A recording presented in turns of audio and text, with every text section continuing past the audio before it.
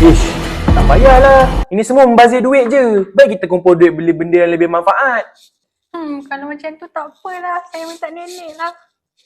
Kejap. Okey lah. Ayah belikanlah. Mari sini. Bapak nak beli. Hei, budak ni macam-macam lah. Ingat, biar anak menangis. Jangan kita menangis.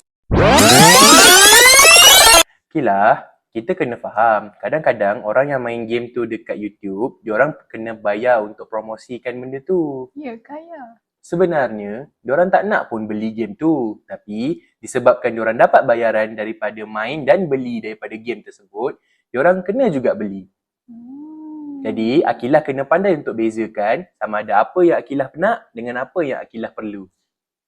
Oh, kalau macam tu tak apalah. Kita pergi baca buku. Baik, sana ayah. Bimbing kandungan mereka. Lindungi dompet kita.